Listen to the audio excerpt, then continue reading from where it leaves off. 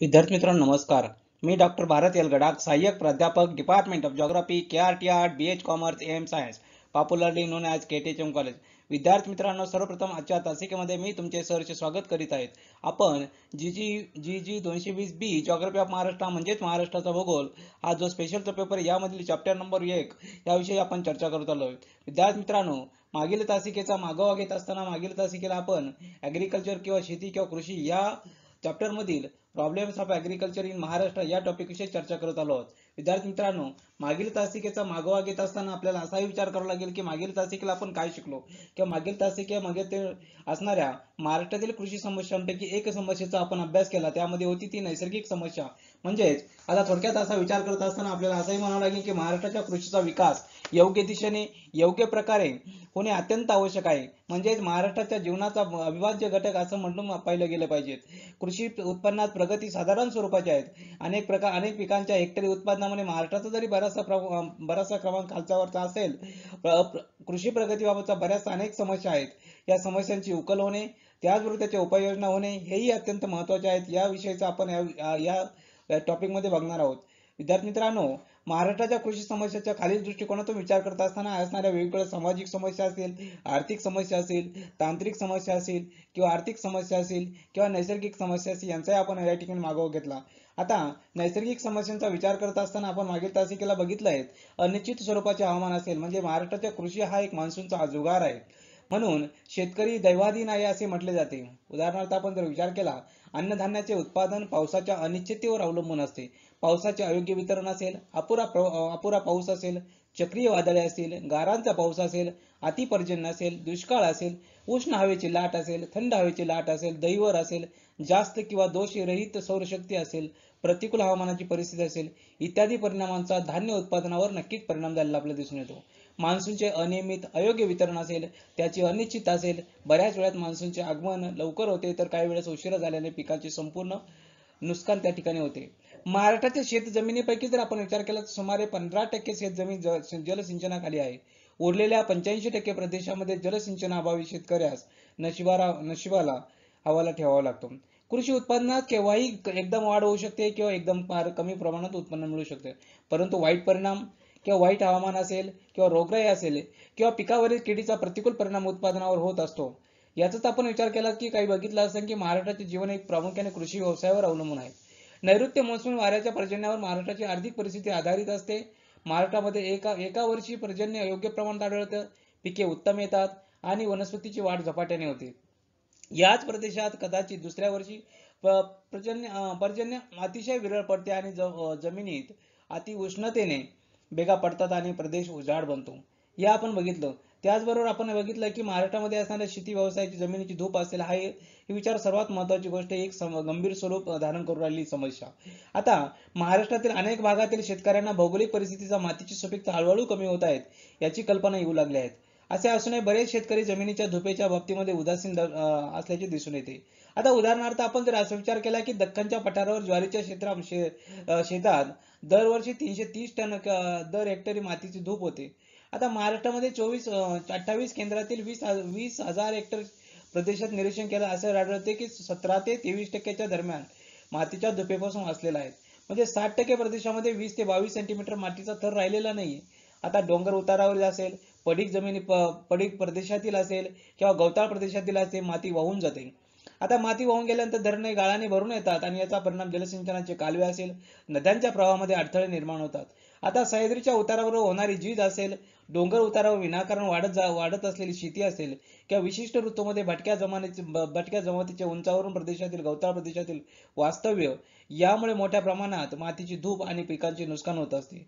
आता याही पुढे एक सर्वात महत्वाची आणखीन एक समस्या आपण बघितली ती म्हणजे जंगलतोड. महाराष्ट्रीयन जनतेला अरण्याचे महत्व अजूनही पटलेले नाही. एक दुर्दैवाची बाब असं आपण म्हणावं लागेल. उदाहरणार्थ आपण जर विचार केला की घनदाट अरण्याच्या नैसर्गिक वाढ ही अत्यंत महत्वाची आहेत. याच अरण्यातील 40 ते 50 वृक्ष तोडले गेले तर त्याच प्रदेशातील धूप होते. आता पाण्याच्या प्रवाहाचा वेग वाढतो. ओसाड आणि विरळ अरण्य या दोन्ही प्रदेशामध्ये पावसाचे पाणी वेगाने वाहत जाते. महाराष्ट्रामध्ये आपण जर विचार केला तर महाराष्ट्रामध्ये पर्जन्य जून ते सप्टेंबर या 4 महिन्याच्या काळामध्ये केंद्रित झालेले आहेत. आता तर ऑक्टोबर ते मे हा दीर्घकाळ कोरड्या ऋतूचा असतो. सह्याद्री पर्वतरांगा असेल, हरिश्चंद्र असेल, सातमाळ असेल, शंभू महादेव असेल, या डोंगर रांगावर मोठ्या प्रमाणात झालेली जंगलतोड. आता जंगलतोड झालेली आहेत. अनेक डोंगर बोडके झाले आहेत, त्यामुळे पिकास पाणी मिळत नाही. पाण्याचा प्रवाह नियंत्रित करण्यासाठी अरण्याची अत्यंत आवश्यकता असते, कारण शेती ही मुख्यत्वे करून पावसावर अवलंबून असते. पावसाचे पाणी घनदाट वनस्पतीच्या प्रदेशात पडल्यावर पाण्याचा वेग कमी होतो आणि जमिनीत पाणी मुरण्यास अवधी मिळतो. या उलट ओसाड प्रदेशामध्ये पावसाचे पाणी पडलेले पाणी वेगाने वाहत जाते. तसेच मैदानी प्रदेशात विनाशकारी पूर येतो. शेतीसाठी अप्रत्यक्षरित्या अरण्याचा उपयोग होतो. प्रवाह नियंत्रित होत असतात. हवामान सम राहते. कोरड्या हवामानात पिकांना आवश्यक येणारी पिके पाणी तलाव आणि विहिरी मार्फत उपलब्ध होत असते. अशा प्रकारचे आपण मागील तासिकेला बघितलंय की नैसर्गिक समस्या असतील या समस्यांचा अभ्यास. आता आजच्या तासिकेला दुसऱ्या आणखीन एका समस्याविषयी बघणार आहोत. ती म्हणजे पुढची आहे, बघूया. तर याचा प्रास्ताविक बघत असताना विज्ञान आणि तंत्रज्ञानातील संशोधन प्रगतीमुळे शेतीतील अनेक समस्यांचे निराकरण करण्याचे प्रयत्न जरी केले असले तरी सूक्ष्म जलसिंचन तंत्र असेल, नवनवीन सुधारित बियाणे असतील, यांचा वापर असेल, साठवणुकीची सोयी असेल, मालाची हाताळणी असेल, प्रतवारी असेल, पॅकिंग असेल, अशा प्रत्येक टप्प्यावरील नवनवीन तंत्रज्ञानाचा वापर किंवा तांत्रिक समस्या व त्याचा सक्षमपणे केला जात नाही. आता उदाहरणार्थ आपण जर विचार केला की तांत्रिक समस्या असेल तर तांत्रिक समस्यामध्ये विचार करत असताना पाणी पुरवठा असेल, सुधारित बियाणे असेल किंवा पीक संरक्षणाचा अभाव असेल किंवा खताचा अभाव असेल, जुनाट अकार्यक्षम अवजारे असेल किंवा यंत्राचा अल्प वापर असेल आणि कृषी संशोधनाचे मर्यादित स्वरूप असेल, अशा विषयी चर्चा करत असताना आपण पहिल्यांदा बघूया की महाराष्ट्रामध्ये असणाऱ्या महाराष्ट्रातील बऱ्याचशा प्रदेशामध्ये अपुरा पर्जन्य असते. मान्सूनची अनिश्चितता याचा कृषी व्यवसायावर मोठा परिणाम आपल्याला दिसून येतो. जलसिंचनाचा उपयोग मातीतील ओलावा कायम ठेवण्याच्या पिकाच्या वाढीस मदत करत असते आणि येथे पाण्याची तीव्र टंचाई असते आणि तेथे पाण्याचा पुरवठा करणे योग्य आहे. जलसिंचनाचा उपयोग मुख्यत्वे करून ऊस, कापूस, तंबाखू यासारख्या नगदी पिकासाठी केला जातो. अन्नधान्यासाठी अल्प प्रमाणात जलसिंचनाचा वापर करतात. वास्तविक पाहता महाराष्ट्रातील अन्नधान्य टंचाईचा प्रश्न सोडवण्यासाठी हेक्टरी उत्पादन वाढवण्यासाठी जलसिंचनाची आवश्यकता असते. बऱ्याचशा शेतकऱ्यांची अशी समजूत आहे की पिकांना जास्त पाणी दिल्यास भरपूर पीक येते, परंतु पिकास आवश्यकतेपेक्षा जास्त पाणी दिल्यास उत्पादन कमी होते, कारण पिके हे अनावश्यक पिके घेत नाहीत. परिशी जमीन दलदलीची बनते आणि काही वेळा जमीन पूर्णपणे नापीक होते. याचा आपण या ठिकाणी थोड्याशा विचार करूया. आता पुढे त्याचा विचार करत असताना कोणकोणत्या आर्थिक समस्या आहे त्या आर्थिक समस्यांचा विचार करूया. पहिली जी समस्या आहे म्हणजे जलसिंचनाच्या अपुऱ्या सोयी. दुसरी समस्या आहे की सुधारित बियाणांचा वापर. तिसरी पीक संरक्षणाचा अभाव म्हणजे पीक विम्यांचा अभाव. त्यानंतर जुनाट व कार्यक्षम अवजारे, तंत्र व यंत्र सामग्रीचा वापर. त्याचबरोबर कृषी संशोधनाचे मर्यादित स्वरूप आणि शेतकऱ्यांचा अल्प फायदा.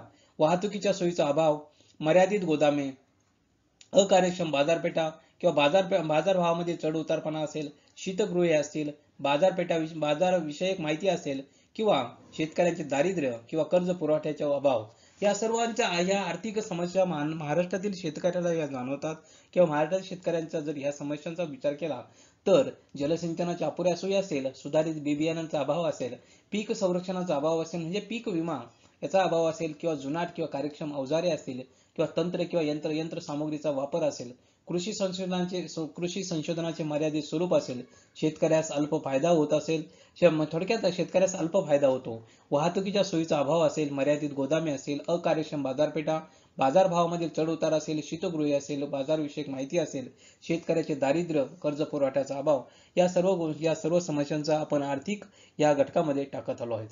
आता पुढे बघत असताना आपल्याला बघायचे जलसिंचनाच्या अपुऱ्या सोयी कशा आहेत. आता जलसिंचनाच्या अपुऱ्या सोयीचा विचार करत असताना आपल्याला माहिती आहे की महाराष्ट्रातील शेती बऱ्याचशा प्रमाणात प्रदेशामध्ये पडणारा पाऊस हा प्रदेश आणि मान्सूनच्या अनिश्चित अशा कृषी व्यवसायावर विपरीत परिणाम होत असतो. म्हणजे केवळ पर्जन्यावर अवलंबून असलेली शेती निश्चित स्वरूपाचे उत्पादन देऊ शकणे त्यासाठी पाणी पुरवठ्याच्या कृत्रिम सोयी असणे आवश्यक असते. उदाहरणार्थ आपण जर बघितलं गेलं की आपल्या महाराष्ट्रातील निसर्गाचा अनियमितपणा हा शेतीला मिळालेला एक महत्वाचा शाप किंवा असं म्हणावं लागेल. आता स्वातंत्र्योत्तरानंतर आपण काळात विचार केला तर भारतामध्ये असणाऱ्या पाणी पुरवठ्याच्या सोयी मोठ्या प्रमाणावर वाढ झाली आहे. अद्यापही बऱ्याचसा असा भाग आहे की ज्या ठिकाणी जलसिंचनाच्या सोयी मोठी जलसिंचनाच्या सोयीवर अवलंबून राहावं लागतं. म्हणजे मोसमाच्या दृष्टीने जर विचार केला तर वर्षभरात जेवढा पाऊस पडतो तेवढा 2 3 चतुर्थांश केवळ केवळ 4 महिन्यात पाऊस पडतो, तो म्हणजे जून ते ऑक्टोबरच्या या काळामध्ये.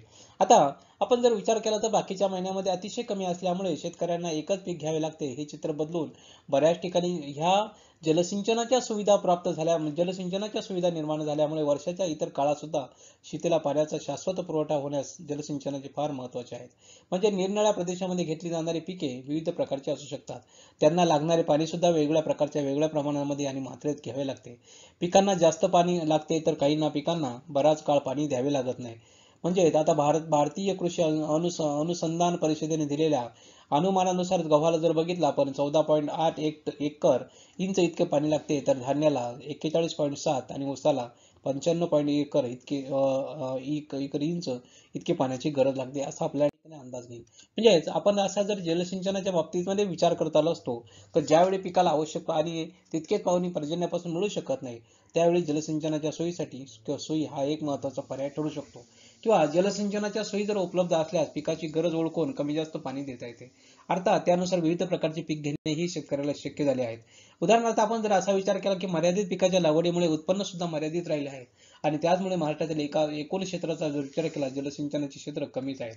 आता महाराष्ट्रात जास्तीत जास्त किंवा कमाल सिंचन क्षमता सुमारे 71 लाख हेक्टर समजली जाते. यापैकी भूपृष्ठावरील जलसंपत्तीचा वाटा 53 लाख हेक्टर आणि भूगर्भातील जलसंपत्तीचा वाटा 18 लाख हेक्टर आहेत असं म्हणता येईल.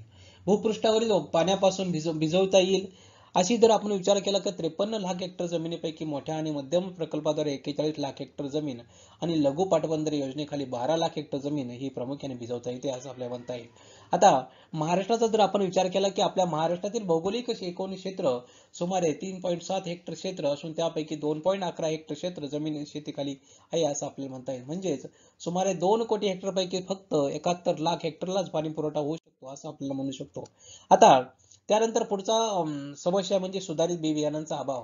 आता भारतामध्ये 1960 ते 65च्या कालावधीमध्ये अन्नधान्याच्या उत्पादनामध्ये वाढ करण्याच्या दृष्टीने हरित क्रांती झाली हे आपल्याला माहिती. आता हरित क्रांती अधिक प्रमाणात उत्पादन देणारे बी बियाणे असेल, रासायनिक खते असेल यांचा वापर करून उत्पादन वाढवण्याचा प्रयत्न पंजाब आणि हरियाणा या राज्यामध्ये केला गेला. सन 1983-84च्या काळामध्ये दुसरी हरित क्रांती योजना झाली आणि ती काही व्यापक स्वरूपात आखली गेली. आता हरित क्रांतीचे स्वरूप काही भागापुरते मर्यादित राहिले असे आपल्याला म्हणता येईल. आता महाराष्ट्रातील शेतकरी हा पारंपरिक बी बियाणांचा वापर करतो आणि त्याचा परिणाम म्हणजे उत्पादकतेवर होतो हे आपल्याला माहिती आहे. म्हणजे जर आपण त्या ठिकाणी जास्तीत जास्त मोठ्या प्रमाणात उत्पादन घ्यायचं असेल तर त्या ठिकाणी असणाऱ्या सुधारित बी बियाणांचा वापर या ठिकाणी केला गेला पाहिजे. परंतु महाराष्ट्रातील शेतकरी हा पारंपरिक बी बियाणांचाच वापर करतो आणि त्याचा परिणाम प्रामुख्याने त्या उत्पादकतेवर होतो असं आपल्याला म्हणता येईल. म्हणजे भारतीय शेतकऱ्यांची एक मोठी समस्या म्हणजे ते पारंपरिक बी बियाणे वापरतात. परंपरेने आलेले बियाणे यावर शेतकऱ्याचा मोठा भर असतो असं आपल्या ठिकाणी म्हणता येईल. आता पुढच्या समस्येकडे जाऊया. पुढची समस्या म्हणजे पीक संरक्षणाचा अभाव किंवा पीक विम्याचा अभाव. आता महाराष्ट्रातील शेतकरी असेल कोणत्याही व्यवसायामध्ये जेवढी अनिश्चितता असते तेवढी जोखीमही जास्त आवश्यक आहे असं आपल्याला म्हणू शकतो. औद्योगिक उत्पादनामध्ये जरी जोखीम असली तरी जोखमीचा विमा काढण्याची एक पद्धत आपली रुळली गेली आहे. आता शेतीच्या उत्पादनामध्ये अनिश्चितता असेल, जोखीम अतिशय जास्त असल्यामुळे या क्षेत्रामध्ये विमा काढण्याची पद्धत अंमलात येण्यास बराच कालावधी लागत आहेत असं आपल्याला म्हणता येईल. म्हणजे कोरडा दुष्काळ असेल, ओला दुष्काळ असेल, पूर असेल, कीड असेल, अशा वेगवेगळ्या प्रकारचे नैसर्गिक संकटे ही शेतीवर हल्ला चढवत असतात किंवा शेतीच्या उत्पादनाला प्रभावित करत असतात. म्हणजे ह्या सर्वांतून वाचवण्यासाठी ज्या शेतकऱ्याला असेल किंवा महाराष्ट्रातील लोकांना असेल किंवा महाराष्ट्रातील जनते तर त्यासाठी त्या पीक विमा ही गोष्ट त्या ठिकाणी लोकांच्या मनावर रुजली गेली पाहिजे. जर ती रुजली तरच त्याचा परिणाम त्या ठिकाणी माणसाला त्या संकटातून तो बाहेर काढू शकतो. संपूर्ण नैसर्गिक संकटे असल्यामुळे त्यातून खबरदारी घेणे मानवाला शक्य नाही म्हणून परिणामी शेती हा पूर्णपणे देवाच्या हातात आहे असा काय प्रश्न हा शेतकऱ्याला पडतो का असंही आपल्या ठिकाणी म्हणावं लागेल. म्हणून या सर्व परिस्थितीतून जर शेतकऱ्याला बाहेर काढायचं असेल तर त्यासाठी आपल्याला सर्वात महत्त्वाची गोष्ट आहे की त्याला विम्याची आवश्यकता असते असं आपण म्हणू लागले. म्हणून भारतातील 4थ्या योजनेनुसार म्हटल्याप्रमाणे नैसर्गिक आपत्तीमुळे होणारी विपन्न अवस्था ही दूर करण्याचा महत्त्वाचा मार्ग म्हणजे पीक विमा होय असं आपल्या या ठिकाणी म्हटलं गेलं आहे. आता म्हणजेच अलीकडे विमा काढला तरच काढला जात असला तरी त्याचे प्रमाण फारच जास्त नाहीये, म्हणजे फार मोठ्या प्रमाणात कमी आहेत. म्हणून या सर्व गोष्टींचा जास्तीत जास्त प्रसार झाला पाहिजे असं आपल्या ठिकाणी नमूद करूया. आता त्यानंतर पुढे गेल्यानंतर जुनाट आणि अकार्यक्षम अवजारे, यंत्र सामुग्रीचा वापर ह्याविषयी बघूया. भारतामध्ये 1960 आणि 65 साली तर 1983 ते 84 या काळामध्ये हरित क्रांतीची सुरुवात झाली खरी, मात्र एक विशिष्ट प्रदेशापुरती ती मर्यादित राहिली असं आपल्याला म्हणता येईल. म्हणजे नवनवीन बी बियाणे असेल, याचबरोबर शेतीमध्ये नवनवीन कार्यक्षम अवजारे असेल, यंत्रसामुग्रीचा वापर असेल, यावरही मोठ्या प्रमाणात मर्यादा आल्या आहेत. आता महाराष्ट्रात वाढणाऱ्या लोकसंख्येमुळे शेतीच्या वेगवेगळ्या गटामध्ये विभाजन होऊन शेतीचे तुकडे झाले व पर्यायाने छोट्या शेतीमध्ये यंत्राच्या वापरावर मर्यादा येऊ लागल्या. आता महाराष्ट्रामध्ये पायऱ्या पायऱ्यांच्या शेतीमध्ये डोंगर अवतारावर पारंपरिक साधनांचा व अवजारांचा वापर करावा लागतो. शेतकऱ्यांची मानसिकता नवनवीन तंत्राचा स्वीकार करण्याची फार कमी आहेत. हीच महाराष्ट्रातील शेतकऱ्यापुढील मोठी समस्या आहे असं आपल्याला म्हणता येईल. आता पुढच्या समस्येकडे जाऊया. कृषी संशोधनाचे मर्यादित स्वरूप आणि शेतकऱ्यास अल्प फायदा. आता या समस्येविषयी बघत असताना भारतीय अर्थव्यवस्था जरी आधार हा शेती असला तरी शेतीमध्ये संशोधन स्वरूप फार मर्यादित स्वरूपाचे आहेत. भारत सरकारने प्रत्येक ठिकाणी शेतकी महाविद्यालयाची स्थापना केली आहे, ज्या माध्यमातून शेतीच्या संबंधित उदाहरणार्थ नवनवीन बी बियाणे असेल, खते असेल, यामधील संशोधनाच्या माध्यमातून शेतकऱ्याला त्याचा फार मोठा कमी फायदा होत असतो आपल्याला म्हणता येईल. उदाहरणार्थ जर आपण विचार केला की महाराष्ट्रातील पुणे येथील शेतकी महाविद्यालय असेल, राहुरी येथील शेतकी महाविद्यालय असेल, दापोली येथील कोकणातील शेतकी महाविद्यालय असेल, अशा सर्व ठिकाणी शेतीशी संबंधित विविध संशोधन त्या ठिकाणी होत असतं. उदाहरणार्थ आपण कोकणातील गेलो तर कोकणातील दापोली या ठिकाणी आंबा, फणस असेल, काजू असेल, इत्यादी प्रकारच्या फळावर त्याचा विशिष्ट संशोधन त्या ठिकाणी होत असते. मात्र याचा फायदा एक विशिष्ट प्रदेशापुरता मर्यादित असून शेतकऱ्यास अल्प फायदा होतो. भारत सरकारने वेगवेगळ्या ठिकाणी शेतीच्या संबंधित संशोधन प्रकल्प राबवले गेले पाहिजेत असं आपल्या ठिकाणी. आता उदाहरणार्थ अगदी उदाहरण बघूया की पुणे जिल्ह्यातील मांजरी या ठिकाणी द्राक्ष संशोधन प्रकल्प आहे. पुरंदर तालुक्यामध्ये गेलो तर त्या ठिकाणी अंजीर नावाचं अंजीर संशोधन केंद्र आहे. आंबेगाव तालुक्यात गेलो तर त्या ठिकाणी कांदा संशोधन प्रकल्प आहे. महाबळेश्वरला गेलो तर गहू संशोधन प्रकल्प आहे. मांजरी येथे या ठिकाणी जर गेलो तर या ठिकाणी वसंतदाता शुगर इन्स्टिट्यूट म्हणजे ऊस संशोधन प्रकल्प आहे. या ठिकाणी संशोधन असले तरी या सर्वांचा फायदा अल्प प्रमाणात होतो असं आपल्या या ठिकाणी म्हणतो. आता पुढच्या समस्येकडे बघूया. पुढची समस्या बघत असताना वाहतुकीच्या सोयीचा अभाव असं आपल्याला म्हणता येईल. आता वाहतुकीच्या सोयीचा अभाव असल्यामुळे शेतीचा विकास चांगल्या प्रकारे होऊ शकत नाही. म्हणजे ज्या ठिकाणी वाहतुकीच्या सोयी जर जास्तीत जास्त मोठ्या प्रमाणात चांगल्या प्रकारे विकसित झाल्या असतील तर त्या ठिकाणी शेतामधून तयार झालेला माल बाजारपेठेपर्यंत पोहोचवण्यासाठी वाहतुकीची आवश्यकता लागत असते.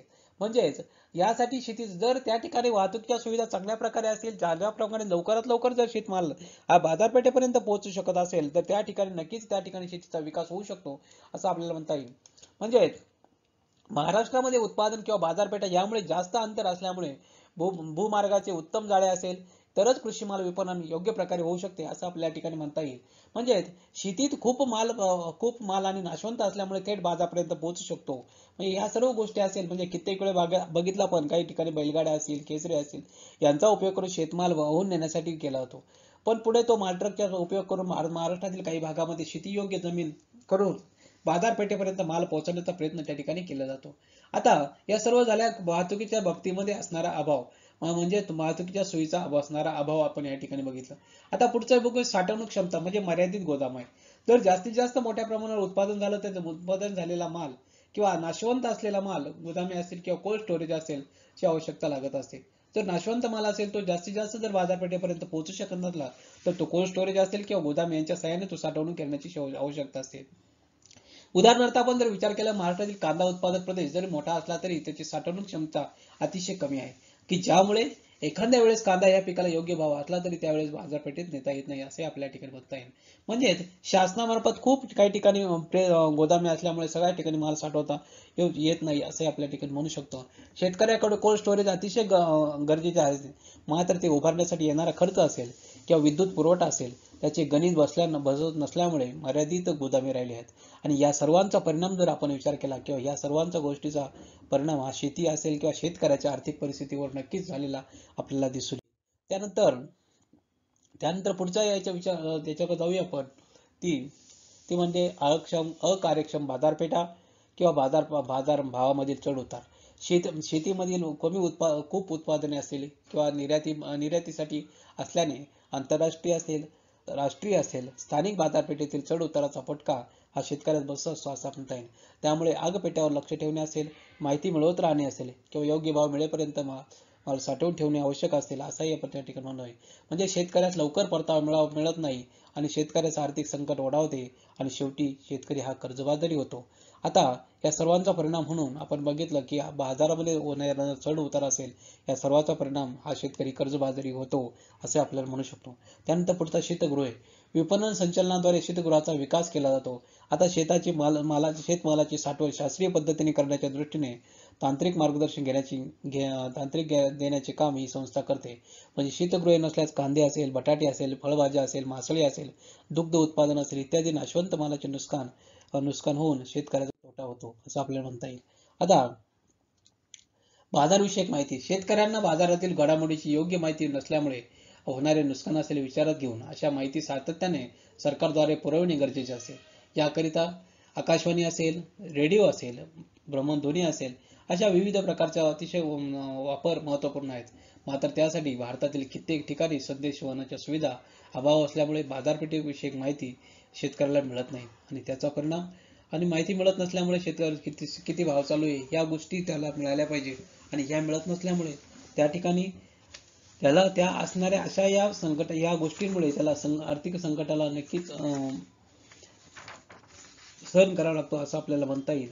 म्हणून आपण जर असा विचार केला की अशा या बाजारपेठेविषयी असेल किंवा ह्या प्रत्येक गोष्टीविषयी शेतकऱ्याला माहीत जर नाही झालं तर नक्कीच त्याचा परिणाम त्या ठिकाणी होतो. आणि शेवटी या सर्वांचा परिपाक म्हणून शेवटचं जे समस्या आहे शेतकऱ्याचं दारिद्र्य आणि कर्ज पुरवठ्याचा अभाव. आपण जर विचार केला की शेतकऱ्याला दारिद्र्य हे 18 विश्व पुजलेलं आहे. शेतकऱ्याला घ्यावे लागणारे कर्ज हे केवळ उत्पादनासाठी नसते. उद्योगामध्ये कर्ज घेण्याचा मुख्य उद्देश हा उत्पादनाची क्रिया सुरळीतपणे चालवणे हा असतो. शेतीमध्ये मात्र उत्पादनाच्या एकूण स्वरूपामुळे चालू असताना दैनंदिन गरजा कशा पूर्ण करायचा हा प्रश्न निर्माण होतो आणि त्यामुळे उपभोगासाठी कर्ज घ्यावे लागते असं आपल्या ठिकाणी म्हणता येईल. भारतीय शेतीमध्ये निरनिराळ्या प्रकारचे कर्ज आवश्यक असते, पण त्याचे प्रमाण किती आहे सांगणे हे कठीण असते असं आपल्याला ठिकाणी म्हणता येईल. थोडक्यात असं आपण विचार केलो की मात्र दरवर्षी देशाच्या विविध भागामध्ये जर आपण विचार केला की निर्माण होणाऱ्या ज्या नैसर्गिक समस्या असेल, पूर असेल, अवर्षण असेल, फ्लड असेल किंवा ड्रॉट असेल, यामुळे शेतकऱ्याला मोठ्या प्रमाणात कर्ज घ्यावे लागते आणि कर्ज देत नाही. पण कधी कर्ज काढावे लागते, मात्र प्रत्येक वेळेस बँका कर्ज देत नाहीत आणि याचाही परिणाम म्हणून शेतकऱ्याच्या दारिद्र्यामध्ये असेल किंवा या कर्ज पुरवठ्याचा होणारा तुटवडा यामुळे शेतकऱ्याच्या दारिद्र्यामध्ये नक्कीच वाढ झालेली आहे असं आपल्या ठिकाणी म्हणता येईल. म्हणून शेतकऱ्याला नैसर्गिक संकटापुढे पुढच्या पिकासाठी त्याला कर्ज घ्यावे लागते, परंतु बँका कर्ज पुरवठा करण्यामध्ये नकार देतात आणि शेतकऱ्यापुढे 18 विश्व दारिद्र्य नक्कीच उभे राहते असं आपल्या ठिकाणी म्हणूया. म्हणजेच अशा प्रकारच्या वेगवेगळ्या आर्थिक समस्या महाराष्ट्रातील शेतकऱ्याला नक्कीच समस्येला तोंड द्यावे लागते असं आपण म्हणतोय. म्हणूनच या संकटातून मार्ग काढत असताना नैसर्गिक प्रकोप असेल, शेतकऱ्यापुढे असणाऱ्या या असंख्य समस्या या नक्कीच उभ्या राहतात असं आपण या ठिकाणी म्हणूया. म्हणूनच अशा समस्या निर्माण होतात. अशा प्रकारे विद्यार्थी मित्रांनो आज आपण महाराष्ट्रातील कृषीच्या आर्थिक समस्या याविषयी आपण चर्चा केली. विद्यार्थी मित्रांनो आजच्या तासिकेत आपण विद्यार्थी मित्रांनो आज आपण महाराष्ट्रातील असणाऱ्या कृषीच्या आर्थिक समस्या या टॉपिक विषयी चर्चा केलं. विद्यार्थी मित्रांनो आजच्या तासिकेविषयी कुणाच्या मनात काही शंका प्रश्न निर्माण झाले असेल माझा या ठिकाणी मेल आयडी दिलाय, आपण यावरती मेल करू शकता. विद्यार्थी मित्रांनो अशाच प्रकारे पुढील तासिकेला आपण सामाजिक समस्या घेऊन पुढील तासिकेला भेटूया. तोपर्यंत धन्यवाद. Thank you very much.